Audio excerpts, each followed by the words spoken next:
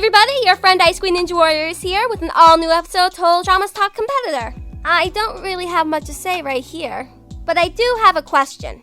What other videos do you want to see on my channel? I mean, there are over 10,000 of you guys, soon to be 11,000, and Total Drama's Top Competitor isn't going to last forever. Even though school is starting back up soon, I still want to give you guys some content. So, in addition to voting somebody off, I want to see some good ideas for future videos. To which, I'll give you my personal feedback. You don't have to, but if you want to see some very good content in the future, you might want to give me some good ideas. With that out of the way, let's get to the votes. Not counting the positive votes protecting the contestants that you'll soon see, 13 contestants received votes against them, which means we have a new record for most amount of contestants receiving votes in one episode. Great job, everybody! The contestants you voted for are Amy, Mike, Carrie, Sugar, Lori, Max, Rodney, Gwen, Tyler, Spud, Trent, Blanley, and Heather. Honestly, I'm really surprised that everybody managed to fit into one page. Now sit down and enjoy the show because this vote's about to get very interesting. Now Rodney did receive one vote from Dreadful Hades' Evil's Doing, but Gwen is also on the vote because of Hades as well, despite him trying to give her a positive vote. You see, if I recall correctly, in a previous episode, Dreadful Hades' Evil's Doing used his positive vote to save Heather. Still don't believe me?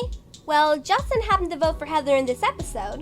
And when you look at Dreadful Hades' positive vote, which hasn't been used to nullify any votes yet, by the way, you see that it's for Heather. So not only is Justin's vote nullified, but Dreadful Hades just earned himself a third of a strike. And if you forgot about what the strike system is, just go back to episode 11 and it'll explain itself for you. By the way, Heather wasn't the only one to have a positive vote nullify a negative vote in this episode.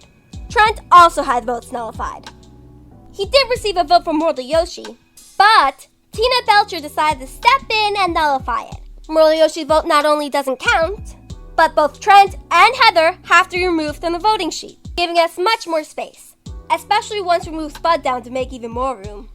And with no other rule breakers or positive votes to nullify any negative votes, we can move on to votes that actually counted against the contestant. Like Amy, she received 2 votes against her, one from Sharpie22, the other from Sweet Naomi 327, pulling her ahead of Rodney. Also with 2 votes, Lori, thanks to Tom XJ-Icequeen and David Reed. Spud scored only 1 vote from Steven Solano. Marching their way up to the top of the loser board is Max, earning a total of 4 votes against him. He can seek revenge against this channel is pretty much dead, Tina Belcher, Levi the Stickbot, and Rosebud later. We still have a lot of votes to cover, and we have to see if Max is really the one going home or not. Safe with 1 vote is Sugar, courtesy of Declan Carey. Earning votes from Snaboopy Pop, I Guess DT, and Under King Gamer is Mike. Don't see why you need to start a campaign to get him eliminated, but it didn't work for this episode. Mike had 3 votes against him while Max had 4, meaning Mike is safe for now. SHSL Unknown Sponsor's idea of voting off Tyler in an effort to get everybody here mad worked. Trying to get him eliminated though, it failed. Then we have Chris Mongo Joba's vote for Carrie. While it's not enough to get her out, I can see why you decided to eliminate her for that reason. Carrie loving Devin despite Devin loving somebody else, I feel like it's been done way too many times. She definitely needs something else to spice up her character a little bit. That leaves us with Blanley. She received votes from Righteous Raccoon, Hostile Dragon, Chigon Jin, and Tyler, giving her 4 votes in total and tying her up with Max. Once again, the elimination of a girl has led to a double elimination. Just look down in the description below and you'll see what I'm talking about. Thus, we fade out the self-absorbed female host and the evil wannabe. But, to officially end this episode, all positive votes must be accounted for, which has not been done yet. So, on to that. The only person to add to this sheet would be Trent, but the positive vote he received from Tina Belcher has already nullified the vote from Moriyoshi. Trent's time on the sheet might be brief, but he's not the only one who's leaving today. Heather is too. Her positive vote from Dreadful Hades' Evil's Doing nullified a vote from Justin.